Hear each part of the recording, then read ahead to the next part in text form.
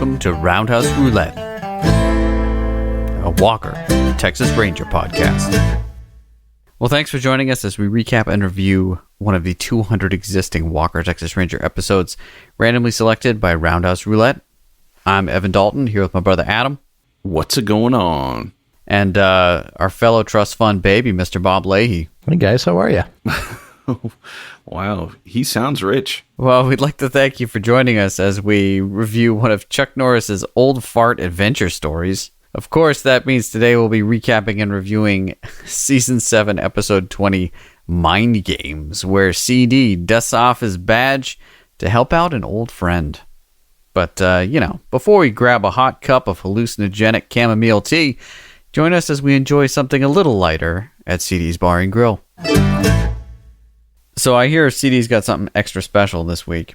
He was kind of saving this for when we hit a certain episode, but he said it's about to go bad, and we got to drink it now. So what do we got here, Bob? This is a special treat from Milk Room Brewing Company in Rutland, Massachusetts. We have White Buffalo Belgian IPA. All right.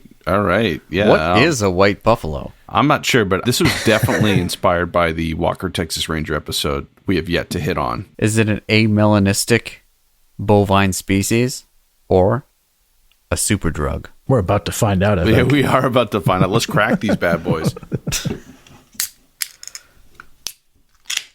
What does this bar and grill menu say about this beer, Bob? It's a hazy orange beer with great aromatics, notes of pineapple and passion fruit. The Belgian yeast used in this beer is what allows all the great flavors and aromas to really shine. Capped with a thick white head that will lace nicely. I don't know what a head lacing means. Let's find out. That's the first I've heard of that term in all the beers we've read. But I think the white head is definitely inspired from the White Buffalo, right? Oh, yeah. 100%. Having cleaned many a glass after this podcast, I'm pretty sure the lacing is what's left behind on the edges of the glass. That makes sense. That's a complete and total guess. I'll buy that. Yeah, I mean, I don't see how that's any a selling point for anything, but let's see how this bad boy tastes. Does it taste like buffalo? Buffalo tears? That is a thick white head I got on that. Ooh, boy. Evan, I bet you like this one. It's like a wheat style IPA. I was thinking it might be more my jam. Not sure whether mine's been in the fridge for too long, but it definitely has a little aftertaste, kind of like that of what I'd expect a buffalo to smell like, perhaps. Yeah. It's a little buffalo aftertaste. It's a little gamey.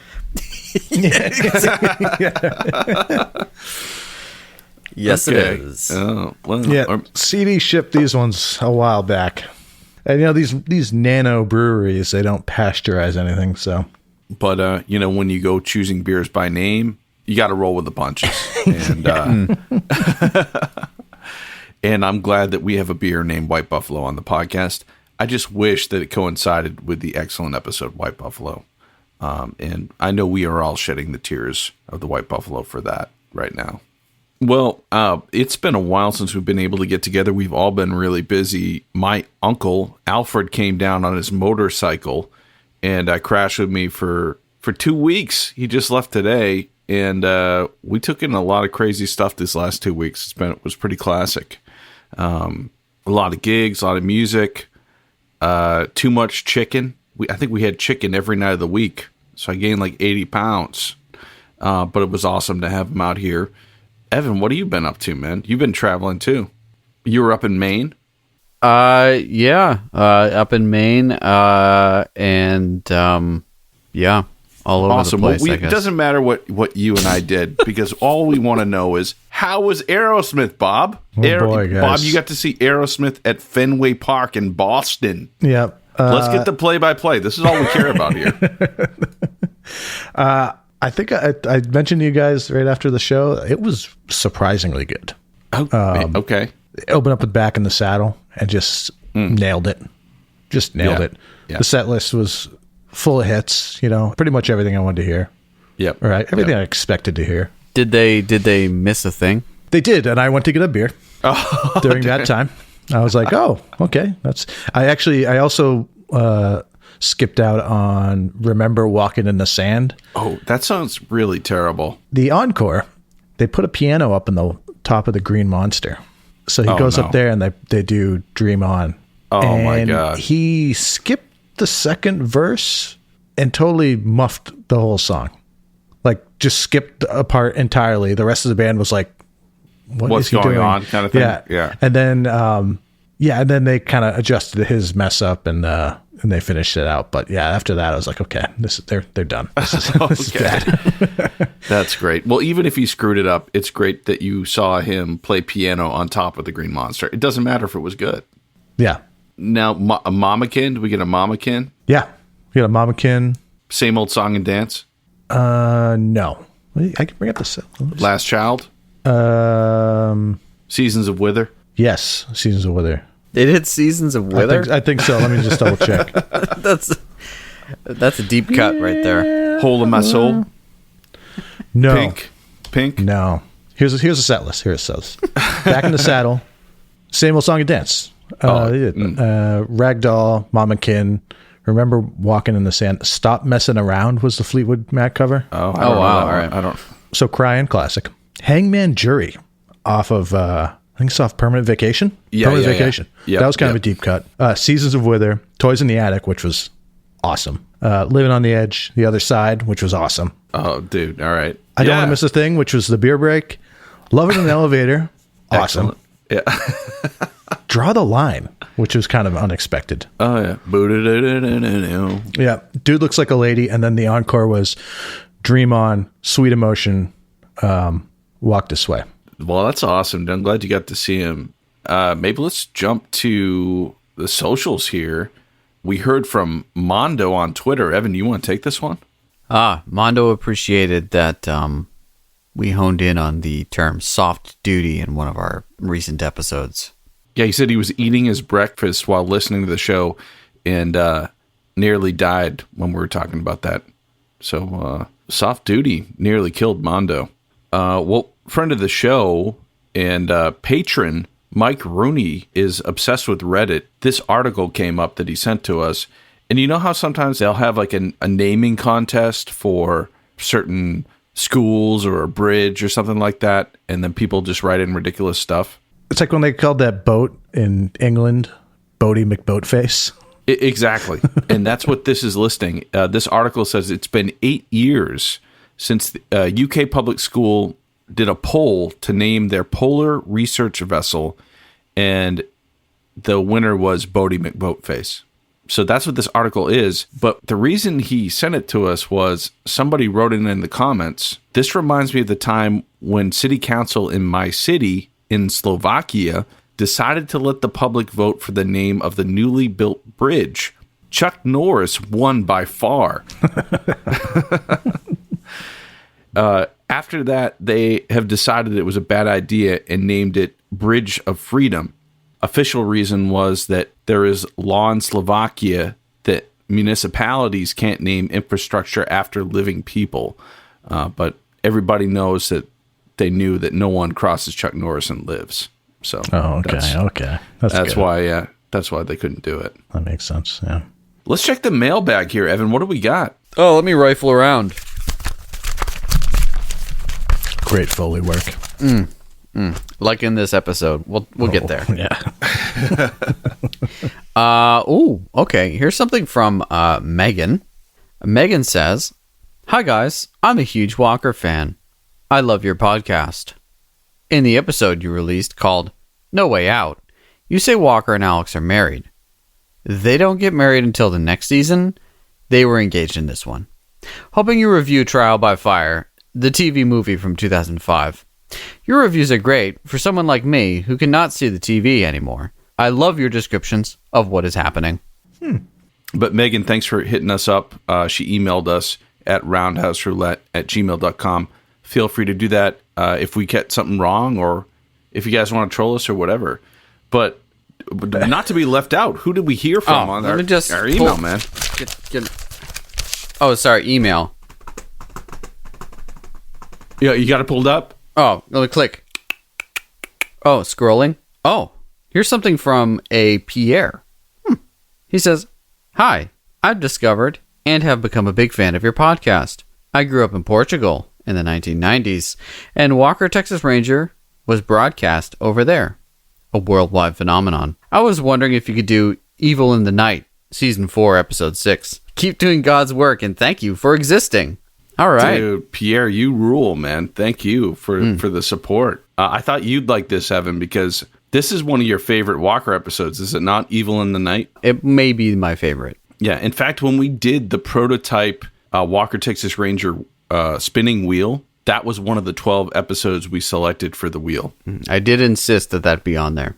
Well, you know what, Pierre? We're going to spin the roulette wheel at the end of this episode, so it could be our next podcast. Who knows? And Evan, much to your chagrin here, we also had somebody comment on the Mustangs page on our website at roundhouseroulette.com. Do you want to check this comment out? It's from Superfan Kevin. Superfan Kevin says, "I listened to about 20 CD's Bar and Grill segments at 2x speed, trying to find this episode before realizing the word Santana is in the description of the episode. Not so smooth." This is a capital S and not smooth, too. Well done. Well done.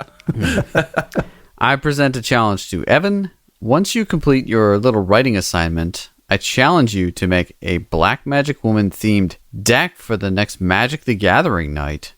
The Plains of Dominaria miss you. Wow, man, that seems really specific on a lot of different things, but It's oddly specific. Superfan Kevin knows a lot about my life, he does, dude. including the fact that I would also capitalize smooth. Yeah, totally. So now that there's a comment made on the Mustangs page of our website, you need to rate all the albums by Santana. Man, there's no way out of this. No, there really isn't. All right, so we are anxious here to hear your ranking of Santana, the music artist, not the horse in Walker lore, all Santana records. And also, Kevin sounds like he wants you to play some more Magic the Gathering with him and make a Santana-themed deck. So, all right, I guess I better start writing my homework assignment. Yep, totally. You'd call this a side quest, I guess. I think so, yep. And for listeners out there who haven't listened to our episode on the episode Mustangs, Walker tames the untamable horse, Santana. And Evan's pledged to rank all the Santana albums. And there are a lot of them over the years here. There are way too many of them, yep. Right. But you're actually a pretty big fan, so I think you're the man for the job, honestly. Yeah, if Santana comes to Fenway Park, I'll go see him. Okay, well, moving on here. Lastly, we sold another action figure here on our website to Paul in Minnesota. And man, Paul, thank you for supporting Roundhouse Roulette. You paid for a month of hosting, keeping this podcast up. And we hope you enjoy your undercover agent Chuck Norris action figure. That's the one with the vest. And I hope that vest is filled with down for where he's going. Exactly. He's the one that looks most like Walker. So excellent choice. And we appreciate the support. All right. Well, we've got a lot to get into. This is Season 7, Episode 20, Mind Games. And it originally aired on May 8th, 1999. We're going to party like it's 1999. We're about to party like it's 1999. If you're watching along at home and don't want any spoilers, hit that pause button and come right on back to us. All right, so we are partying like it's 1999 because this puppy opens up on a Dance for Dollars, in which I'm assuming this is happening at the Hope House. It looks like a barn. It looks like a function hall. It could be like an Elks Lodge. Yeah, didn't Isn't look like that what the Hope House is, though? No, the Hope House is a house. This looked like it had tall ceilings and was like, more like a community hall somewhere like that.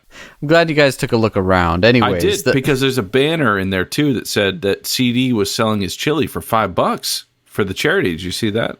That's a pretty steep price. For $19.99? If you include, like, inflation in that, that's like a $10 bowl of chili. So there are some bigwig Texans there for this charity dance. What do you think? Do you think it's a meatless chili or do you think it's a beanless chili? It's one or the other. Why can't you have both? This Texas, man, you don't do both. Okay, all right. There's definitely meat in the chili. Yeah, Come it's on. definitely Actually, Texans weigh in on this, but I'm pretty sure it's either a meatless chili or you put the beans in. I tried to make Texas chili one time, and it's mostly meat. It's Yes. almost like a paste. Yeah. And I definitely didn't do it correctly, but Yeah, my wife's got a family recipe that one of the ingredients is Hormel beanless chili, and it is like just meat paste. it's basically meat paste. Yeah, wait. That's not a homemade recipe. If she has canned chili for the recipe, That's one of the ingredients. This is a vintage ingredient, and we sometimes bust it out for the Super Bowl. Sorry, the big game. Right, you can't say Super dude. Right, of course. It's a bomb. It's a real bomb. wait, what's up with the super? You're not saying that because I'm here? What? No, you can't say this. Dude, you said it again, dude. This is the first I've heard of it. It's known as the big game, Adam. Why is this a thing? Was the canceled? Dude, stop saying it. We're going to get sued. What's up? Bob, can you beep all of these out?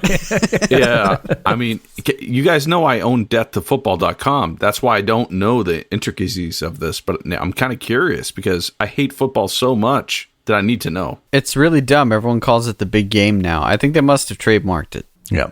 Oh, like on radio and stuff? Yeah, No broadcast will say they call it the big game. they won't say that? Correct. Weird. Whatever. That's another reason for me to hate the Super Bowl. One I thought they were my friends, but I tried to invite them over for my anti-Super Bowl party and no one showed up. So I ended up just watching Walker, Texas Ranger. Cool story, bro. Are we going to talk about this episode or what? Maybe. yeah. So, anyways, we're at We're off our a game here, guys. yeah, for sure. So this is some sort of fundraiser, and they're selling CD's chili. They're doing like a dance-a-thon, a dance for dollars. And CD is having the time of his life, dancing with fellow octogenarian named Maisie, but she's played by the actress Gwen Verdon, who's perhaps best known for the leading role as Lola in Damn Yankees. Wow, okay. So whatever Lola wants, Lola gets. And apparently it's dancing with CD Parker. Yeah, at this charity chili cook-off or whatever, and there's a band playing, and they go into like the Cotton Eye Joe, and that's everyone's. They actually do, and that's everyone's signal. Oh, it's time to two-step and hit the dance floor. Did you note that Trevette opted not to line dance to Cotton Eye Joe? I didn't notice, but I can understand why. Yeah, yep. Okay. Anyways, okay. that's because he was busy selling raffle tickets for Walker's truck. Did you see that? No. What did it say that somewhere? Yeah, there's a poster there with Walker's truck, and Alex and Trevette were selling raffle tickets, and it said, "Win this," but it was cut off, so I couldn't see if it was like a ride in the truck or you just won the truck. It's got to be a ride. You can't just Yeah, give that we're gonna thing need away. to get some screenshots of that. Anywho, they're doing all that stuff, and so Alex and Trevette go over to purchase some chili or to go talk with an old friend, and he is the son of Maisie. His name is Brian. He's peddling CD's chili, and there's some stupid dialogue, but it doesn't matter. The most important bit is that there's a tiny sign that's like a hand-drawn skull and crossbones that said, "Consume at your own risk." For CD's chili, nice. Yeah. I love it. Now, you might think that this is a real barn burner of a dance, and let's be clear, it is. CD dancing with Maisie, man, that was hot and heavy, dude. For sure. But there's something a bit more hot and heavy, and that is interspersed edited clips of a prison breakout at the Huntsville Penitentiary. These edits were violent. These are violent man, edits. it was whiplash edits. And whoosh. So we're having this really carefree, fun dancing at the chili cook-off, and then we do this whiplash edit. What is happening here? all heck's breaking loose is what's happening.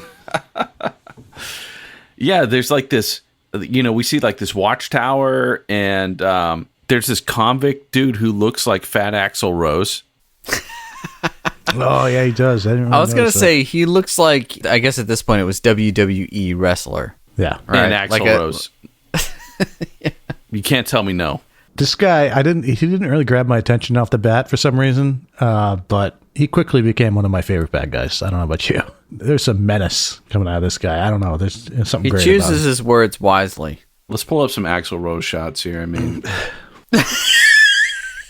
you guys can't tell Oh me my I'm God, wrong. he looks exactly like him. Right? This is all yeah. I could think of with this guy. He looks like Axl Rose, modern day.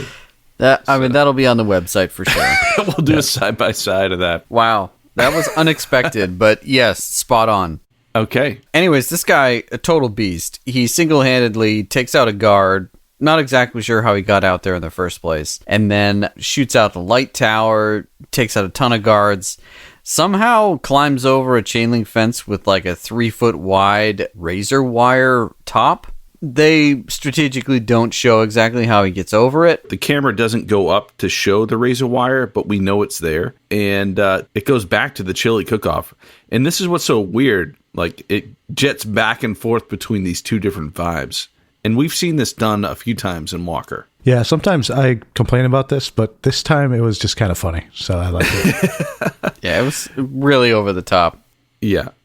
Meanwhile, while he's breaking out of prison, Walker shows up, and Walker's dancing with Alex, and Trevette is dancing with his girlfriend, and the two ladies are commiserating about how Walker's got 2 left feet, but Jimmy Trevette's got 2 right feet, and Walker's like, you know what? Maybe we should dance together. And let me tell you, they dance together. Right. And Walker, of course, goes, I'll lead. Well, naturally. So anyways, CD and Maisie, they meet with Brian, who's Maisie's son. And Maisie's all like, oh, Brian, where's your wife? Where's she at? And he's like, oh, she's not feeling that great. And he's acting all suspicious. Right. She's like, you seem like something's wrong. He's like, oh, no, nothing's wrong, Mama. Then he leaves. And at this point, I'm like, well, okay, I guess this guy's probably the bad guy, right? Because he's leaving a fundraiser early, and never good sign. Yeah. Right. What's he right. off to? Yeah. Right. But after the party, it cuts to a house, and there's a woman being like, oh, Brian won't know. He'll have no idea. Right. And we're like, oh, there's some like hanky panky going on here. For sure. There's some canoodling happening. Right. Going behind the husband's back. And so Maisie's son, Brian, turns the light on and is kind of like, oh, hey guys, what's up? Right? He's pretty chill. Yeah, I think he handles it pretty well. Again, I thought he was the bad guy for the episode, so I thought he was going to kill them. Right. And he pretty much says, hey, I've known about you guys for a long time, and, I was going to confront you about it, but then I found out you were also stealing from the trust fund, too. And they're like, what? And he's like, so I was going to call a divorce lawyer, but now I'm just going to call the cops. And his wife, Caroline, does not like it so much, and she basically whacks him over the head with some statue. Yeah, while he's on the phone, he turned his back on her while he went for the phone. What an idiot. Well, yeah, he also called 911, right? So wouldn't there be a record of that? I guess this is 1999. Not sure. And her boyfriend, his best friend, is kind of like, seriously, you just killed him? What? He was kind of like along for the ride in this episode, right? So I was going to ask, this guy's name is Peter. Who is he? I think it's a family friend. It must be his friend who's banging his wife. I guess. There's no explanation as to who Peter is. I mean, he struggles with this bad behavior, though. That's for sure. Yeah. And he kind of is like struggling with like, I guess maybe his friend or whatever. Obviously, he knew this guy. He's like, what? You just killed him? And she kind of like, her whole affectation changes to like sociopath. And she looks at her hand and goes, oh, I broke a nail. Yeah, that's a very like Lois and Clark character. Yeah, like so insane that they just don't care about anybody but themselves, right? So now we know who the bad guy is. Okay, so Maisie's son, he gone. Meanwhile, we see people on the TV, and they're like, well, we're officially having a manhunt for Bryce Sutherland, who's the bad guy. Axl Rose, who escaped from prison. Yeah, the lion-like man. And I might add, when he was running out of the prison, right, it looked like he had pillows tucked under his shirt. Yeah. Which might have been to when he jumps over the barbed wire. I'll say I saw those pillows and was like, oh, I bet this guy will be doing some stunt stuff. And maybe he like jumped off the fence and they just edited that out. I don't know, but... So I think it was for when he was laying over the barbed wire to flip over the fence. He was planning ahead, and that just shows that he's a great villain. Also, he was firing a semi-automatic weapon that he stole from a guard and taking out storm troopers while climbing over the fence and running away from them. Pretty epic. Yeah, and his only mode of communication to this point and through most of the episode is just grunting and screaming. So anyways, the Texas Rangers have been called in to do the manhunt here. And, good choice because, let's face it, they're just better at tracking people than regular law enforcement. Meanwhile, Alex is she's in court with some sort of retrial or something with this bad guy named Hillman, who's like a faux Dolph Lundgren wannabe bad guy that for some reason got a second trial.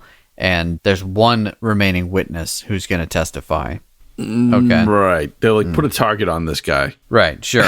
Like, we know his name, where he lives, all that. And the trial starts in 2 weeks. You've got 2 weeks to kill this guy. They pretty much say all that in that scene. Right. I'm not going to lie. I already saw the lines kind of coming together here on this one. I think we've seen enough Walker. Meanwhile, CD goes and visits his friend Maisie to console her after her son's death. And Peter's there explaining what happened to CD. And he's like, well, I guess it was just a freak accident. He was out on the water fishing because he loved to fish. And it was like the morning after the party. And, he was just out there and hit a log. There are lots of those under the water and hit his head or something. And, just a real tragedy. So CD goes in and he's comforting Maisie or whatever, and they're looking through this photo album, and it's like these two really ridiculously posed, like proto-Photoshop photos of this guy in like a fishing outfit in front of water waving. Of her dead son. Her now dead son, yeah. Right. Meanwhile, Bryce is in the state forest and being pursued, and some kid unfortunately pulls up to the state park in his brand new sick Chevy Blazer. This is a great scene. and so Bryce jumps out of the woods with his machine gun, and this kid gets out of the Blazer and is like, "Just what do you want? Just take the Blazer." And then Bryce looks at him and just. He's like, "Arr." He does. There's a close up like of his Axl Rose face, and he's like, "Nope, I'm not going to take it." And he pulls out his like automatic rifle and mows the kid down. Yeah, he's like, "No, wait, no." This is what sold me on this bad guy. Oh, for sure. Yeah, they're like, "Oh, he killed." But the thing is, like, most episodes would give that kill a little more weight, but they show the kid like on the ground with a bullet hole for 2 seconds, and then it crossfades to something else. You got to move on. Got a lot to cover. Yep. He actually shoots at a Mack truck too, and that Mack truck's actually a witness. The guy in there survives, so that's how they figure out what car he's driving. Okay. Meanwhile, Caroline and Peter, we see them in bed having a little bit of pillow talk. He's like, "Well, I'm looking forward to helping you spend half of that trust fund." Yeah. And she's like, "Oh, well, when I'm done, it'll be all of it." And he's like, "Wait, you're not going to kill Maisie?" And she's like, No, I'm not. But when I'm through with her, we'll have all of her money." He's like, "What are you going to do?" And she's like, "I'm just going to use a little bit of this." And she pulls out this vial. And this is where Foley art really begins. Because as soon as the vial comes out, you hear like this like crystal synth. Yeah. It's like ding, ding, ding, ding, ding. And she's like, "This is MDMA." And he's like, for all the watchers of this who don't know what that is, fortunately, Peter's there for the exposition. He's like, "Well, that's a highly hallucinogenic illegal substance. That's going to mess with her completely." And she's like, "Not the way I'm going to give it to her." Right. Didn't she? It's ecstasy, right? Doesn't she say ecstasy? Yeah. She calls it MDMA. The term ecstasy is never used, I don't believe. It is, Bob, isn't it? I think he might say it, or someone does. Yeah, when he says that, he says, but they are one and the same in real life, too. Yeah, they definitely say it, yeah. But that's his exposition. That's like his point is to Right, to let explain us to know the what audience. it is, because otherwise we wouldn't know. But yeah, he says it, he describes it, and then says, yeah, oh, by the way, that's ecstasy. And we're like, what? They're going to give Grandma ecstasy? What? Yes, they are. Grandma's rolling. I mean, honestly, I kind of was liking this so far. I was like, oh, wow. I shouldn't be, but I am. Great. So she like mixes it in, and Maisie's downstairs, and Caroline goes down to see her. yeah, she's like, here, have some tea. It's chamomile. It's really good for calming nerves. She's like, drink up, drink all of it. Drink up, Granny. We're going to party. Right, no doubt. And she's like, oh, this is really good. She's like, oh, this is good. Let's get it started. Ha! In here. Meanwhile, Walker and Trevette, they go off a hunch because the Blazer was last spotted near a town where the biker gang that Bryce Sutherland used to belong to has a chapter in. So they go and check out the sick biker gang. What's the name of the gang? The Demons? Yeah, that's Demons. right. Yeah. The Demons don't hang out in a bar. They don't hang out in like a Knights of Columbus. They hang out in an abandoned greenhouse. That's what that is. It looks like it, yeah. And they were having a good time. They had a lot of internal shots of like, blonde biker babes sitting and laughing on the top of bikers' laps. It was almost like a pirate convention, you know? Yeah, I guess bikers were like the pirates of the 1990s. Yeah, they dress That's in true. black. Yeah. Yeah. A lot of leather. So anyways, I mean, as soon as I see the biker gang, I know that there's going to be a fight, right? Oh, so good. As Walker and Trevette are pulling up in the Dodge, they have like the bouncer biker out front kind of kicking someone out. So you know that they're hard to deal with. Again, he's kicking someone out who's not a member of the club. If you're not a member of the club, why would you want to hang out in a greenhouse? I mean, you didn't know that from the outside. You just saw the bikes and assumed it was a bar. Oh, there's a sign that says members only, guys. Oh, that's true. Well, but it's possible that biker might have had some spiked chamomile tea, didn't have all his faculties, and wasn't able to read the sign, and thus was kicked out. That's true.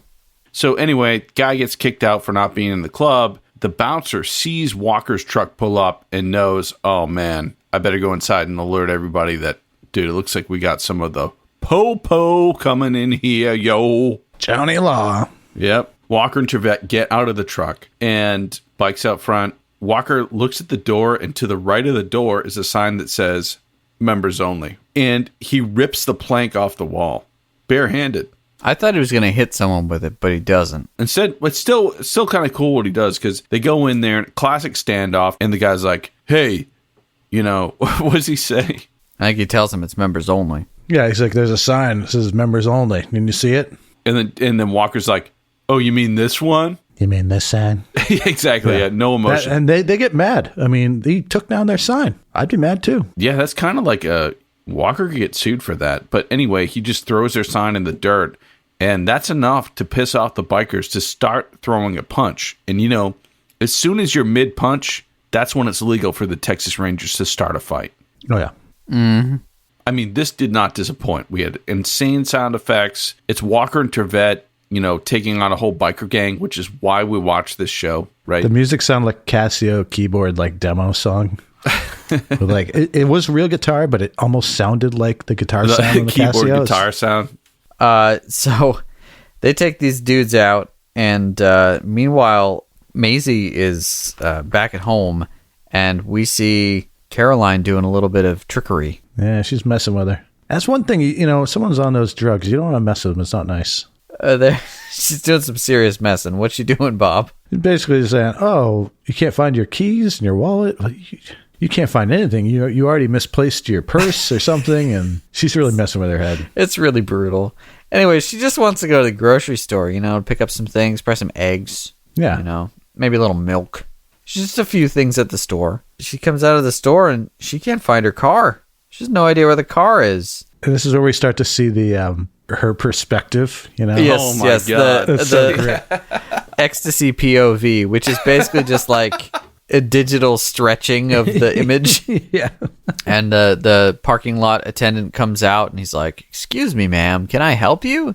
She's like, "I think my car's been stolen." And she can't remember her license plate number, which honestly, like, a lot of people do not know their license plate number. So that's not really something to be weirded out that was by. like the sticking point. He's like, "Well, where do you think it was?" "Oh, I thought it was here." He's like, "Well, I'll look for it. What was it?" And she's like, "Oh, it was like a Sheboygan." What was it? The model of her car? It's an Eldorado. Sheboygan.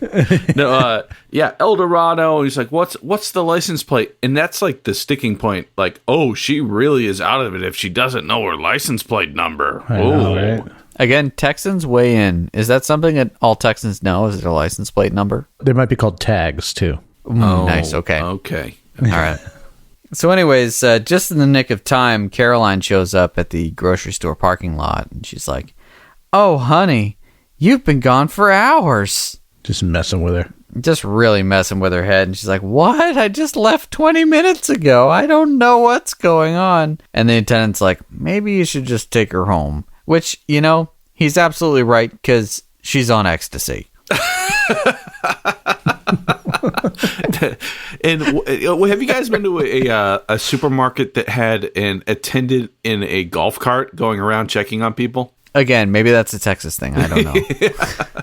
Okay, so this is Caroline's game, right? Like, I'll give her some ecstasy mixed in with her tea, and then just let her go to the store. Like, what if she drove off the road? They'd do a tox report, they'd find ecstasy in her system, and she'd be in the slammer. Like, it's pretty straightforward. And she would probably not inherit the rest of the thing.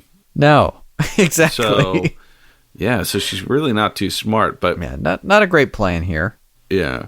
But she's, you know, she might be a sociopath, but she doesn't really think ahead. She's passionate. Sure. Yeah. So anyways, back at the biker greenhouse, Walker and Trevette have a brief interrogation of the leader of that group.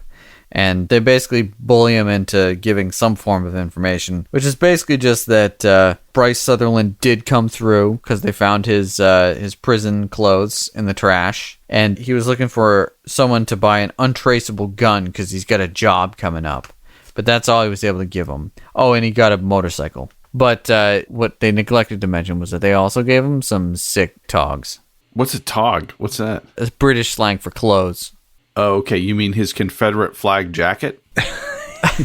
Oh, yeah. So, okay. Wow, I'm glad to know that you think that's sick, Evan. No. I'll say my... Okay. All right, Evan.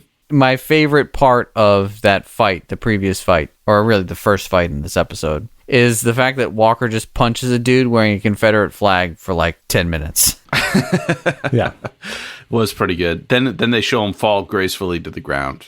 Yeah. Defeated. Yeah. So good. But yeah, no, they gave him some ridiculous biker clothing. Yeah, but here's all that Walker and Trevette got from this was, oh yes, he got away and he's looking for a gun, which is absolute nothing. That's like Bad Guy 101. Of course he's looking for a gun. And they're like, well, what does he want to do with a gun? Like, they actually say that. But they know where he was at a certain time, and that's helping him track him down. Now, this is season 7, right? So, season 7, the Rangers don't really have backup, but I've noticed in this one, you hear police sirens all the time. Yeah, they're constantly talking to people, and they got choppers and stuff, but I don't think we ever see them, do we? No, we don't, but in this case, like after the fight, you heard police sirens. And Walker even says, as the fight ends, he's like, anyone else want to be arrested like the rest of these guys? So now they're arresting the people that fight them, which they never really show. That, yeah, that was odd. And was it here where Walker's like, all right, send one helicopter east. And he goes, send 2 helicopters west. And I'm like, why are you sending 2 west and 1 east? What's the logic? What's the logic between, what is it? A hunch. Why do you need 2? Well, maybe they're going east. Oh, so they're, I don't know. I don't know. I was trying to think of it, but it sounded cool because it was like 3 helicopters in the episode without having to show any helicopters. Anyway, so we know he's got a job going on or something. I don't know. Meanwhile, Caroline's playing out her end game, which is basically trying to get Maisie to agree to a competency hearing and to agree to them to be the custodians of all of the money, basically, and the estate, which is like a giant mansion on a lake. Right. You know, we want to help you by taking over control of the estate and the trust fund, so you don't have to worry about it. A lot less stress on you. And she's like, oh, maybe you're right. And then Peter's like, I'll get the paperwork. Yep. He's like, oh, I'll just go grab it right now. And it was at that moment I was like, who is Peter? Who is this guy? Well, family friend. That's why I think the only logical thing is he was like the guy's best friend. I guess. I don't know. It's very strange. So CD's a little concerned about Maisie, so he decides to, she just lost her son. So that's what he's concerned about. He doesn't know about all this other stuff that's happening. And he decides just to swing by. And, I'm assuming that there was no, I think this was all on the up and up on CD's part. He was just helping an old friend. What are you talking about? He's trying to get some. He was dancing with her pretty sensuously earlier. Let's just say that. He was on the prowl. He kind of was. And he was wearing his best vest when he showed up, too. He was off duty. Yeah, it was soft duty for sure. There's a guy cleaning one of the nice cars out front, and he turns around and we're like, oh, we've seen this guy in multiple Walker episodes so far. Yeah, you know who else has? CD. And he's like, dude, I know this extra. He's no good. Yeah, he's huge, and he has like the a handlebar mustache from hell, and totally bald, a tank. He's the guy that bit Walker's head in an episode, like an apple. Yeah. And he was a door guy in another episode. So he's been in at least 3 that we've seen. He's awesome. Pretty sick. He had some speaking lines in this one. Mm-hmm. But pretty much CD's like, oh, yeah, I'm here just to visit Maisie. And he's like, oh, okay. Yeah, I'm the new help. They hired me to help out over here. And CD's like, why do they need muscle like this over here? But yeah, he's definitely getting suspicious. CD, he knows something's up. The old Texas Ranger in CD, you can't shake it out of his bones. He says that later in the episode.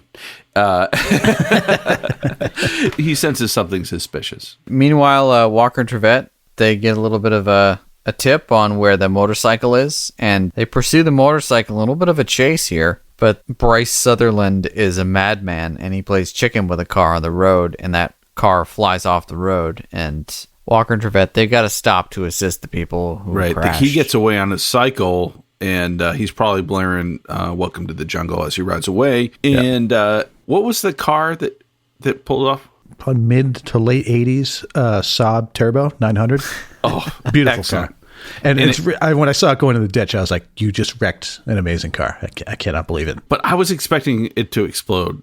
Those are very safe cars. They're very safe. Yeah. And that's probably why it didn't explode in the show. But the moment it went off the road, I was like, oh, please explode, please. Because I don't think, to this point anyway, there haven't been any explosions. So let's just say there's no explosions in this episode. Yeah, I right? didn't want to blow the secret. But yeah, besides the sparks between Maisie and CD.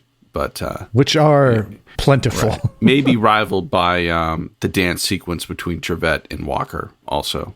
Those are the true sparks. Yeah. So now, after they assist the people, the next tip that Walker and Trevette get is over the radio, and it says that Bryce was seen leaving a known gun dealer's house. To which I would say, there are a lot of things wrong with this. One is, why are they telling the people who are like 20 miles away about this? Scramble all the police to stop this guy. He's murdered like 1 million people and broken out of prison. Also, if this guy's a known gun dealer, why is he just operating in his house? He's just running guns directly out of like his apartment or whatever. Right. They're like, oh, he was leaving the address of a known gun runner, blah, blah, blah. It's like, well, okay, do something about that dude. But it's all right. It's okay, because Walker and Trevette are on the scene, and they let his client go, and they let him go after he gives them basically zero information other than he got a 9mm from them. Oh, and he left 15 minutes ago. Right. Just missed him. So it's close. And there's only 15 minutes left in the episode, and he left 15 minutes ago. Okay. Right. And I'm like, okay, so that guy just sold a gun to a convict. Obviously, they're going to arrest him. No, they don't. They just leave him. Well, because they press him. They say, hey, look, if we arrest you, this is going to be your 3rd offense. So tell us where he's at. Oh, okay. Then they arrest him because it was an offense. Anyways, so they realize, oh, wait, they hear back on who his cellmate was. So the motorcycle madman who got away with a gun is 15 minutes ahead of Walker. They get a line out, and they find out that his cellmate was the creepy Dolph Lundgren guy who Alex has the trial going on with. Yeah, and there's one remaining witness, and he lives in that town.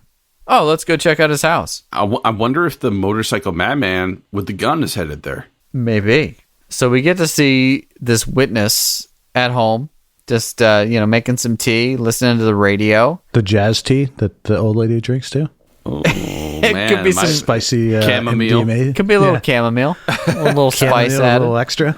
Yeah. He's gonna party tonight. Yeah, he was reaching for his pocket. He was maybe going for a vial of ecstasy, but before he could hit that vial, the witness, older gentleman, he sees the doorknob wiggling. We get an awesome close up, and he is hesitant, but is walking towards it to open it, I guess, right? And then it busts open, and Axl Rose, the motorcycle madman with the gun who escaped from prison, is there, kind of like.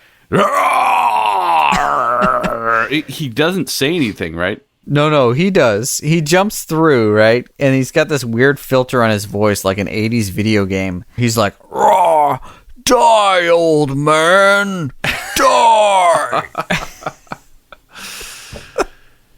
And then it cuts to a commercial, of course. Yeah. When it comes back, he's holding this gun like he's about to shoot this guy down. And he's like, "You're the last witness. Now die."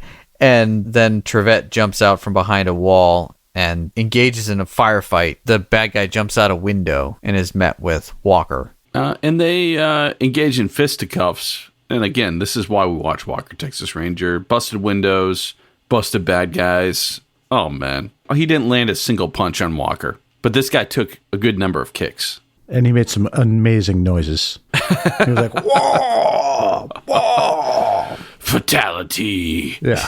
And so that scene ends with the bad guy falling to the ground after Walker pummels him with roundhouse kicks. Then Trevette and the last witness walk up to the window and examine the fallen bad guy on the ground. So that's good. That's one little thread tied up nicely in a bow. Right. So, but I would call that the B story. For sure. Because the A story is really CD's friend. And CD goes and checks on her. And now there are multiple guys. And they're like orderlies. Yeah, they're like bad guy orderlies who are like wrestler convicts. So sometime earlier, CD kind of expressed his suspicion that something fishy went on with David's death, Maisie's son.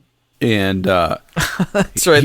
There is this little. There's a whole plot line of him doing investigations. There's a whole side quest. Yeah. How are you going to gloss over CD actually doing detective work about fishing? That's true. Yeah, you got Alex to dig up evidence and do some stuff that's probably shady. Give him some photos of the crime scene and stuff. It's right, because he's not a ranger anymore, and he's getting this internal stuff. He says he is.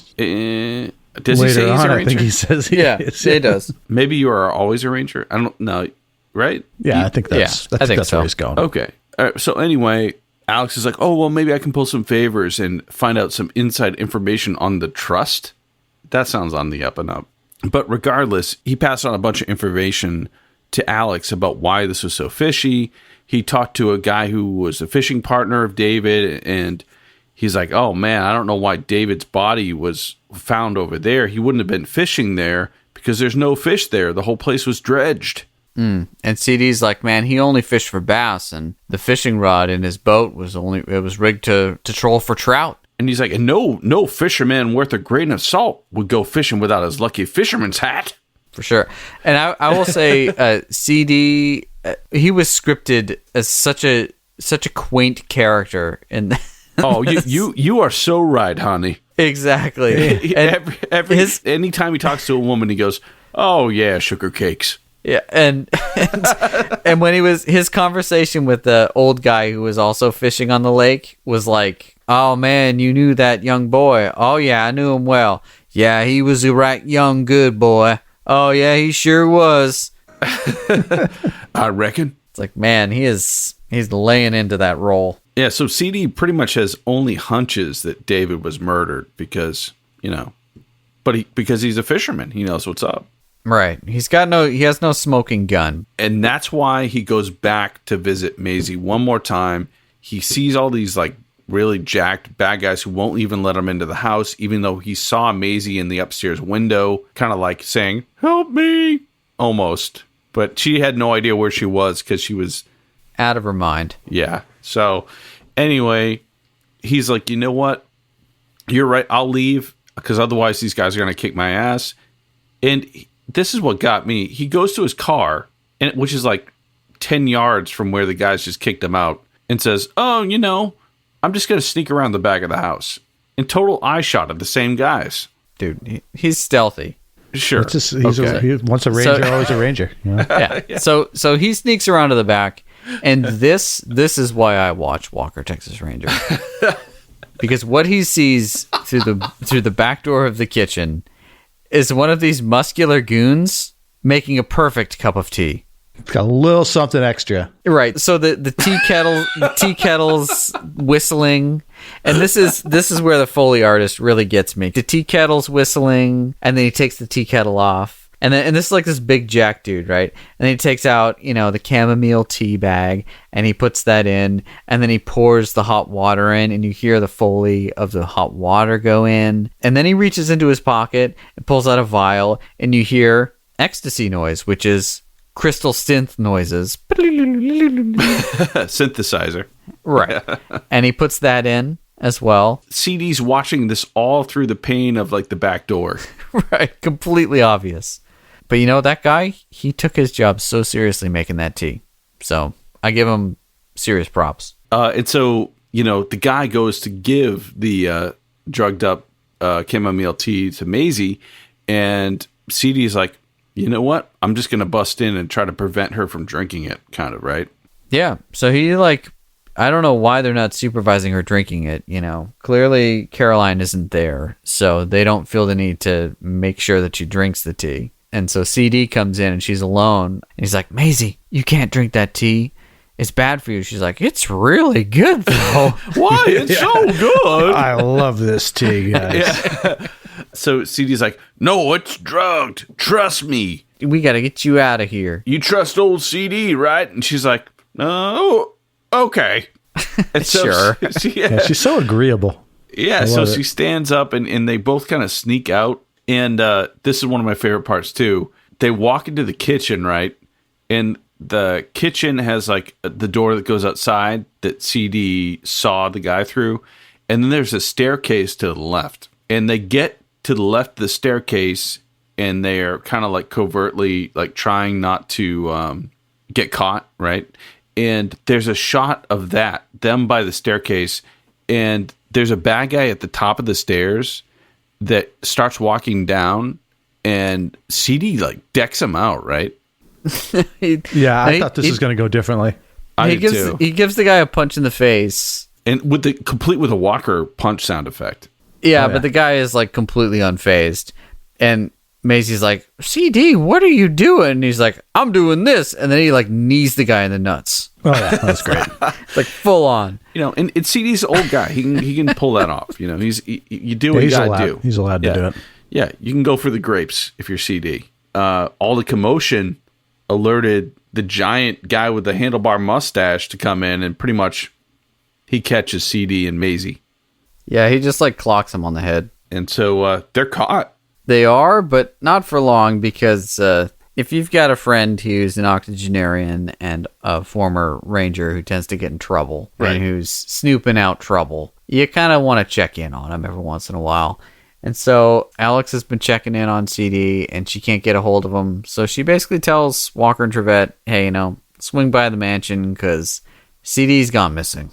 Right. And she goes, "So we didn't have to hear it again? I'll fill you in on the details on the ride there." I appreciated that. Yeah.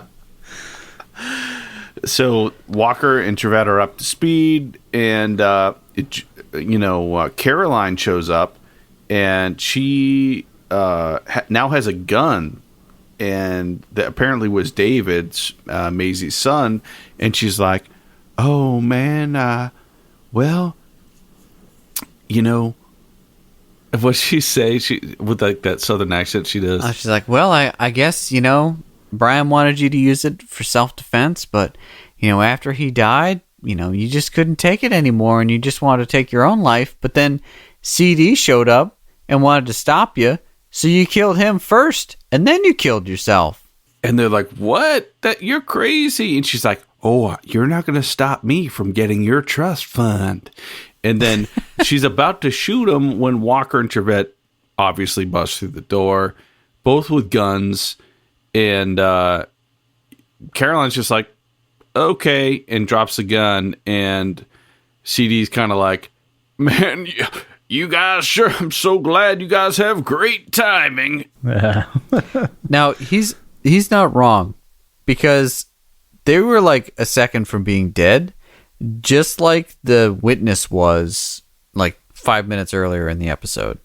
Like, if Trevette hadn't jumped out at that moment, and in fact, like, the witness should have been dead, but Trevette jumped out just in time. It was really the commercial break that saved the witness. That is true. The what would it have been in 1999? Like Crystal Pepsi and I don't know, like, Big gulps. Yeah. Anyways, yes, the commercial break saved that last guy, and then perfect timing saved CD. But right. Oh, we should say that Walker and Trevette fight the giant beastly guys outside, before going in. True. They both take the big guy. Right. There was that joke that we've heard in multiple Walker episodes. Walker's like, you can have the big guy, Trevette. And he's like, which one's the big guy? Because they're both huge. Ha ha ha. They do that joke here. And then they both pummel the guys. Trevette does a bunch of like flying punches. Yeah, I was going to point that out too. It's an odd move. I guess if the guy's really tall, you got to jump to be able to punch him in the face. So maybe it seems like you'd lose power. You definitely would. Yes. I mean, But, per Mondo, the roundhouse kick is actually like a kick where your non-kicking foot is on the ground still. It's just a very powerful kick. When you leave the ground, you lose some of that power. So if you're trying to punch someone, I would think you'd want to have both your feet on the ground, right? Like when people are boxing, they're not jumping and punching each other, right? Generally not, no. it would look a lot cooler. It would look cooler, and that's why this episode is the way it is. Right. So, yeah, Trevette, props on the flying punch, multiple flying punches. That was pretty sick. After everything was wrapped up, they had a lot more. They must have had extra time at the end of this episode or something, which is surprising. They had two storylines going on. So the bad guy, Hillman, the faux Dolph Lundgren, he says to the security guard, "Oh, hey, Charlie, how you doing? I'm going to be out of here soon. I'm going to be going to the Turks and Caicos." And he's got all these like travel flyers taped all over the walls of his How jail did he cell. get those in prison? Anyways, so he's like, "I'm going to be going." And the guard's like, "Yeah, man, you're not going anywhere." And then Axl Rose, motorcycle murder for hire guy that tried to kill the witness, is being carted back in because he's just been caught. And they make eye contact and they don't say anything. And then it lingers for a little bit. And then Axl Rose is just like, he just shows his teeth. He does it one more time. He does the growl. sound as if like, oh, I've been caught. But that made me laugh. I was dying, dude, on that. That was great. And then we go to the Hope House, and we see establishing shot of Alex's Hope House. And Maisie's delivering like this speech about, I don't know if it's perseverance. Everything is so vague. She's like, this charity, and it's a great charity. No specifics and no specifics. And we're going to continue doing the trust fund, but no specifics. And everyone's like, yeah. The one thing we can be sure about is friends. Freeze frame. Right. Definitely. And honestly, I'm pretty sure the Help Our People Excel program just is a way to funnel money to get repairs for Walker's truck. Oh, maybe that's what it was. And they interesting. do raffle tickets to wash his truck. Just the honor of washing it. That's what it is. And in reality, like, that's probably a pretty good investment, because how many times does this truck come in clutch helping out friends? Like, that's pretty big deal. So the truck's important. Sure. Got to maintain that thing. Regular oil changes, tire rotations. Got to do it all. All that stuff. Yeah, and totally. it's not cheap. So, got to have the Hope House. Unbelievable. Beautiful. Well, that about sums up this episode. When we come back, It'll be time for us to each rate this on a scale of 0 to 10, boots to the face, resulting in our patented Roundhouse ranking.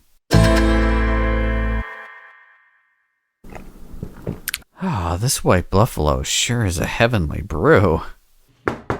Chuck, is that you? No, man, it's me and Bob. You know we'd never be able to get Chuck Norris on this podcast. Which is kind of why we came by.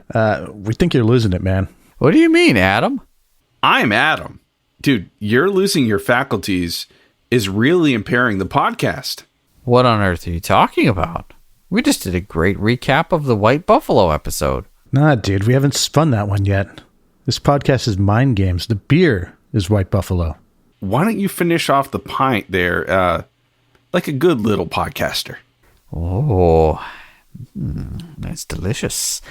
White Buffalo makes me feel so good. We think it's best that you sign over your rights to Roundhouse Roulette to us. That way we can continue to deliver the Light of Walker, Texas Ranger to the world. Speaking of which, if you listeners would like to join us in our mission, please share the podcast with a friend or leave us a kind review wherever you get your podcasts. Likewise, if you'd like to help us keep the lights on here at Roundhouse Roulette headquarters, check out our shirts, posters, and freshly cleaned vintage action figures at roundhouseroulette.com. Or join the fun on our Patreon page. Most importantly, though, we thank you for listening. Maybe you guys are right. I don't want to let any of our listeners down. Oh, great. I'll get the paperwork ready. Orderly, could you make Evan up another White Buffalo? Roundhouse special? Oh, that drink is delicious. I'm hearing synth noises and punching sound effects. Thank you, boys, for taking such great care of me. All right, welcome back. What did you guys think about this one? Yeah, I like this one. It checked a lot of boxes for me. The bad guy was crazy. They had the two stories, but it didn't get overwhelming. You know, it was busy. It kept moving. I would have liked some more explosions, but the fight scenes were great. And the fact that they teased choppers, but they never showed up was a little disappointing. But I'm kind of nitpicking because I love the bad guy. And it was a CD-focused episode, which it's been a while. I don't know if we've had this much CD in any episode that we've done so far. So No, honey. No. So I gotta love the CD. And yeah, I'm feeling good about this one. I give it a 7.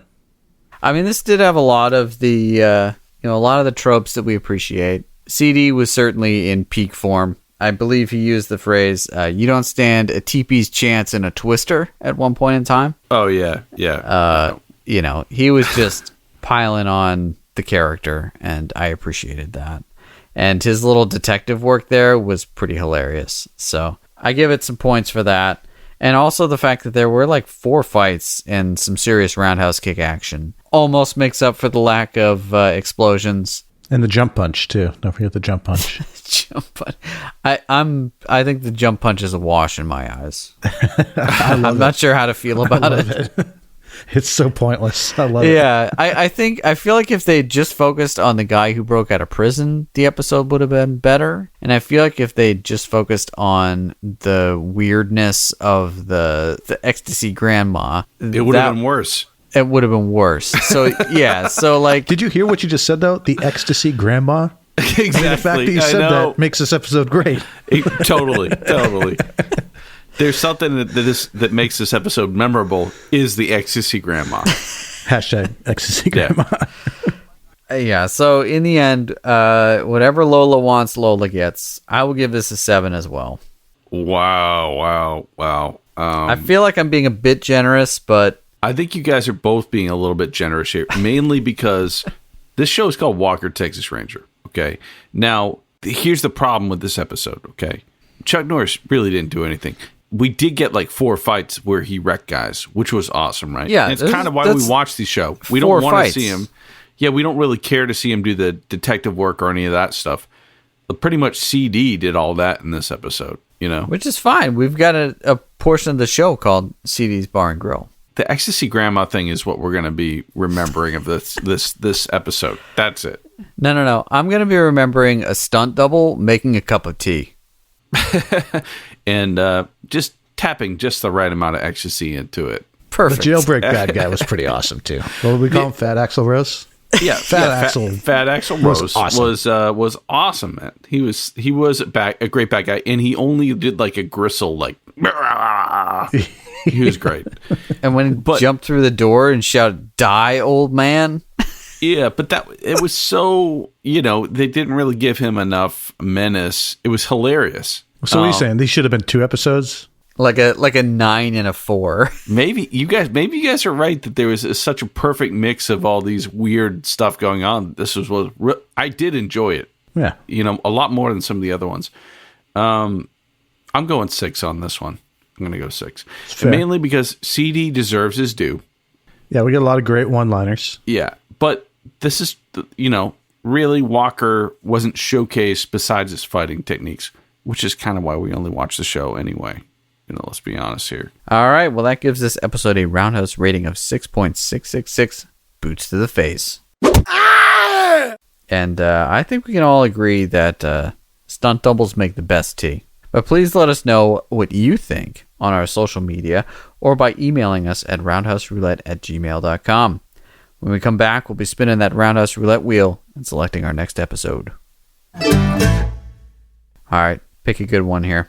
Bob, you going to make that spin, man? Yeah, let's rip it.